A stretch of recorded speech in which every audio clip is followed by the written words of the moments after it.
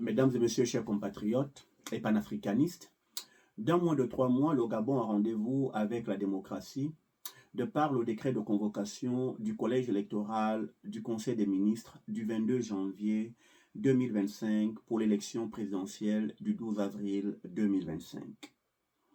Au regard de la situation multidimensionnelle désastreuse actuelle de notre pays, sous le magistère du Comité de transition et de restauration des institutions, en abrégé CTRI, incompétent en tout point, je ne peux rester en marge de ce rendez-vous historique du Gabon avec lui-même et avec la démocratie. Aussi, je vous présente ici et maintenant ma candidature à l'élection présidentielle d'avril 2025 pour redresser notre pays en moins de 5 ans, à l'aune de mes multiples compétences en termes de savoir, de savoir-faire, de savoir-être et notamment de ma vision pour le Gabon consignée dans mon projet de société et déclinée en de multiples programmes.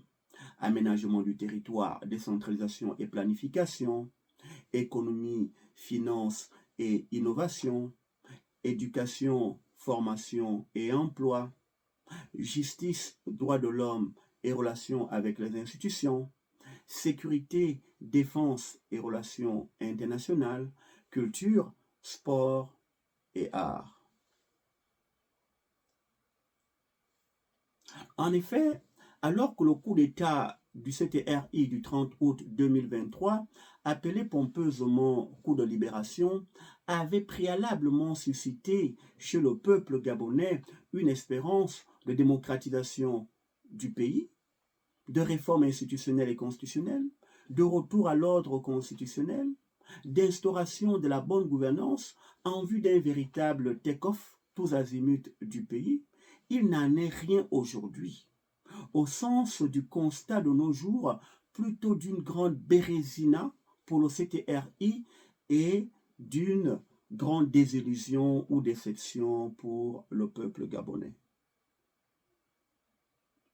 En moins de 17 mois, le CTRI a réussi, dans sa politique mensonge, ignominieuse et calamiteuse, à faire pire que le PDG et Ali Bongo en dégradant un peu plus la situation du Gabon sur tous les plans. Et pour cause. Et pour cause. Au niveau politique, institutionnel et constitutionnel, la gouvernance désastreuse du Gabon par le CTRI reste marquée par un présidentialisme du pouvoir exécutif et donc une absence véritable de séparation des pouvoirs exécutif, législatif, judiciaire, médiatique, à en juger par les articles 55, 56, 69 et 123 de la Constitution de 2024. 2. Une attente permanente de la réforme des institutions et donc une instrumentalisation constante de ces dernières. Pour exemple, la justice et le Parlement, Assemblée nationale et Sénat sont toujours aux ordres ou fonctionnent à géométrie variable au mépris de l'article 5 de la Constitution de 2024. 3. Un recul démocratique flagrant, en jugé par les articles 42 et 43 de la Constitution de 2024 qui consacrent la hiérarchisation entre les Gabonais et notamment le nouveau code électoral inconstitutionnel, illégal, exclusif et instrumental de 2025 qui teinte mieux les caractéristiques iniques, discriminatoires, xénophobes et cyniques de la loi fondamentale du pays. Et pour preuve, ce dernier consacre à une concentration de l'organisation électorale entre les mains du ministère ou du ministre de l'Intérieur nommé par le CTRI, qui ainsi juge et partie, ce au mépris des standards internationaux, au sens de la manipulation des résultats électoraux avant leur transmission à la Cour constitutionnelle sans supervision aucune par une commission indépendante et donc d'empêchement de contrôle autonome du processus électoral par les partis politiques mis sur glace par le fameux régime d'exception décrété par le CTRI. B. Une discrimination flagrante entre les Gabonais en ces articles injustes, ridicules et risibles 170 et 179 qui en excluent certains sur la base de moult critères fantaisistes. Âge, binationalité, résidence locale continue d'au moins 3 ans, caution de 30 millions de francs CFA. C'est un découpage électoral unique au sens d'un déséquilibre flagrant des sièges électifs entre les régions, les différentes régions du pays, remettant ainsi en cause la représentativité et l'inclusion. D. Une violation par le décret de convocation du collège électoral du 22 janvier 2025 de l'article 42, alinéa 3 de la Constitution de 2024 et de l'article 168 du Code électoral de 2025 en ne précisant qu'une seule date, celle du 12 avril 2025. Or, les dispositions statutaires susmentionnées spécifient globalement que l'élection du président de la République a lieu au scrutin majoritaire direct uninominal à 2 tours. La suppression du bulletin unique au profit des bulletins individuels, qui ouvre ainsi la voie à une fraude massive de par l'achat des votes et ou des consciences. F. La précipitation du calendrier électoral avec une élection présidentielle préalablement prévue en août 2025 et ramenée maintenant en pleine année scolaire en avril 2025, ce au mépris du calendrier scolaire, mais au but certain d'évitement du débat démocratique, de manipulation du processus électoral et in fine, de hold-up électoral en vue de la confiscation du pouvoir. G. La violation du principe de stabilité du cadre juridique électoral de la Commission de Venise, qui est une forme de garantie essentielle de la sincérité du scrutin ou du vote, au sens de formellement interdire tout changement des éléments essentiels du code électoral moins d'1 an avant la tenue du scrutin. Au cas échéant, il y aurait évidemment suspicion de préparation d'un hold-up électoral par la manipulation de la loi électorale.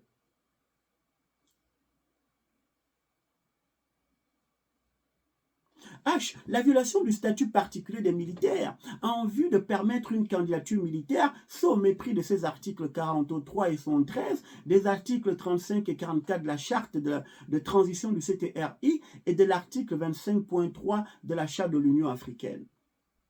Ainsi, l'article 43 du statut particulier des militaires stipule formellement que le militaire en activité ne peut être candidat à une fonction publique élective sans démission au préalable, et son article 73 édicte clairement que l'exercice d'un emploi dans les forces de défense est incompatible avec le mandat de président de la République.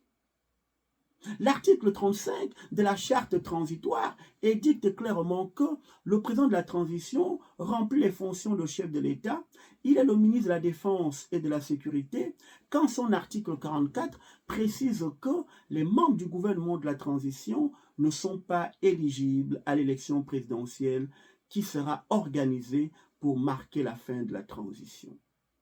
Et que les officiers supérieurs des forces de défense et de sécurité nommés membres du gouvernement réintègrent ou doivent réintégrer leur corps d'origine à la cessation de leurs fonctions ministérielles. L'article 25.3 de la Charte de l'Union africaine stipule clairement que les auteurs de changements anticonstitutionnels de gouvernement ne doivent ni participer aux élections organisées pour la restitution de l'ordre démocratique, ni occuper des postes de responsabilité dans les institutions de leur État. 4. Une gestion tribaliste, népotiste, clientéliste du pays avec la nomination des parents, copains et coquins à de hautes responsabilités de l'État sur la base des critères de domestication, de larbinisme, de mendicité, ce sans enquête de moralité aucune. 5. Une violation permanente des droits et libertés individuelles et collectifs des droits des citoyens. Pour exemple, Pour exemple, le gel de l'activité des partis politiques interdit de participation ou de participer au dialogue national finalement exclusif et à l'organisation du référendum, ce au mépris de l'article 6 de la Constitution de 2024. Pour autre exemple, les assassinats et tortures de nombreux civils et militaires, Rokewa, Bunda et Tuti County, ainsi que les détentions arbitraires et autres humiliations des syndicalistes de la SEG, ce au mépris des articles 9, 11, 12 et 16 de la Constitution de 2024. Ainsi, selon Freedom House, le Gabon est un pays non libre, avec une cote des droits politiques de 7 sur 7, la plus basse, et celle des libertés civiles de 5 sur 7, faible, soit une cote de liberté de 6 sur 7, équivalent à un score global de 23 sur 100 ou de 0,23, avec 0 comme dernier degré de liberté. Et le Gabon est proche de là, 0,23.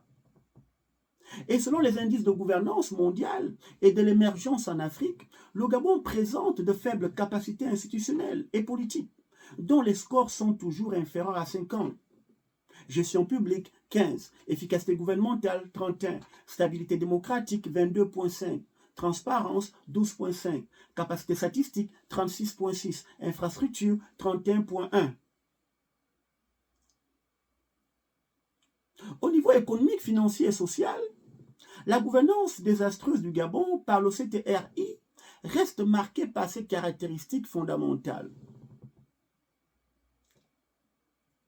1. Une absence continue de diversification de l'économie gabonaise et donc une morosité de la croissance économique. Ainsi, le taux de croissance du PIB réel est en moyenne inférieur à 3% par année. Ce, avec un produit pétrole comme celui toujours leader dans les agrégats économiques, PIB, recettes d'exportation, recettes budgétaires, avec une pondération supérieure à 50. Ainsi, le ratio pétrole sur PIB a toujours été au-delà de 60%. Le ratio recettes pétrolières sur recettes d'exportation au-delà de 80%. Et le ratio recettes pétrolières sur recettes budgétaires au-delà de 50%. 2. Une dégradation des finances publiques avec un déficit quasi structurel du budget et une explosion de la dette publique sans contrepartie productive aucune. Ainsi, de 2022 à 2024, le solde budgétaire global en pourcentage du PIB a été de moins 0,7% en 2022, moins 1,8% en 2023, moins 4,2% en 2024. Et la dette en milliards de francs CFA a été de 8 365,2 milliards en 2022, 8 775,1 milliards en 2023, 9 343,6 milliards en 2024. Et son ratio au PIB, son rapport au PIB a été, en pourcentage évidemment, a été de 63,7% en 2022, 70,5% en 2023 et 73,1% en 2024, en évidemment explosant ainsi le plafond de convergence de la CEMAC. 3. La dégradation de la note ou de la cote de crédit du Gabon de CC+ à CCC par Fitch Ratings.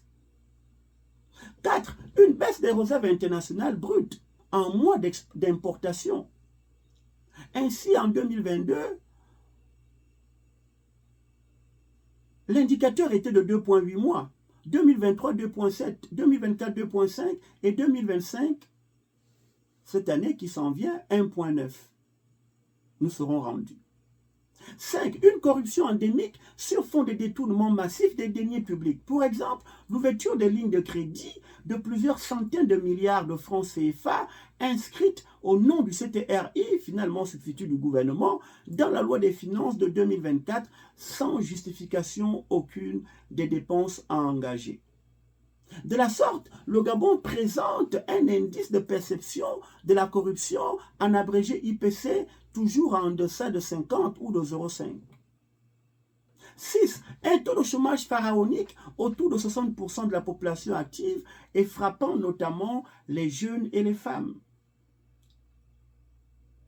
7. Une paupérisation croissante de la population malgré les énormes richesses du pays, avec un taux de pauvreté de 35% et un indice de Gini de 0,52, synonyme de pays inégalitaire, avec un tiers de la population vivant avec moins de 5 dollars américains par jour.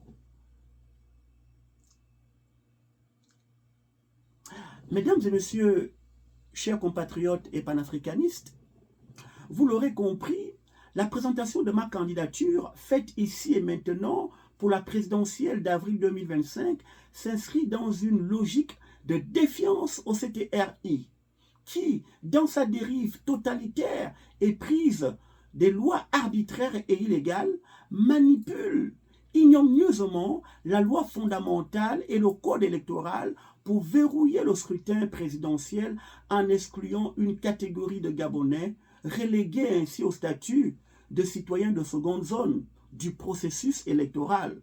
Ce, au mépris de sa propre charte, au mépris de la Constitution de 2024 et de la charte de l'Union africaine. Or, selon le politologue Raymond Aron, la politique correspond à un ensemble de règles que s'impose à elle-même une collectivité pour vivre ensemble en sécurité et en harmonie. Aussi, lorsque ces règles sont préalablement et systématiquement violées par ceux-là même qui sont détenteurs du pouvoir politique, au sens du pouvoir suprême, que les gouvernants exercent sur la société globale, cette dernière sera inexorablement confrontée à des menaces internes qui conduiront in fine à l'éclatement de la société et ou de la collectivité. En cela, dans leur incapacité à réformer les institutions, à instaurer la bonne gouvernance et à promouvoir le bien-être collectif, le CTRI et son chef sont un danger pour la démocratie, la stabilité et le développement du Gabon. Aussi, j'en appelle aux militaires patriotes de prendre leurs responsabilités avant que le pire n'arrive à notre beau et cher pays.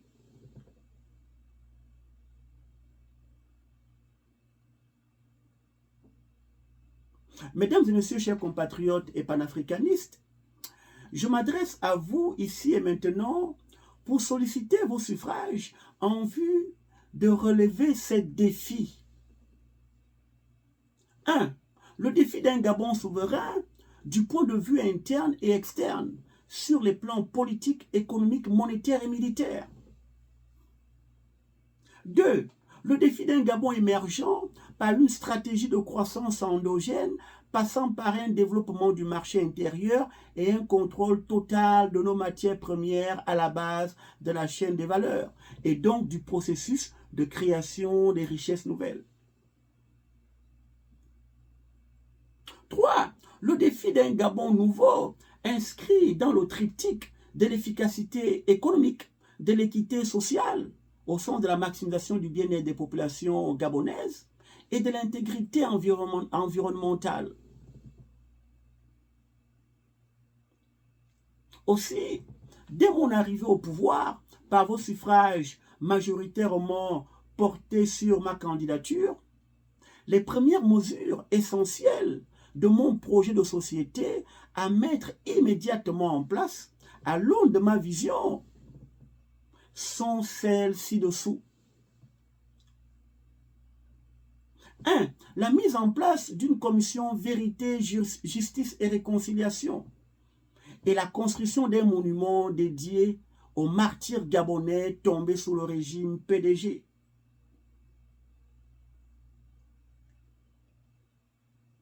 2. La mise en place des réformes institutionnelles et constitutionnelles, régime parlementaire, séparation véritable des pouvoirs, état de droit, société respectueuse des droits de la propriété.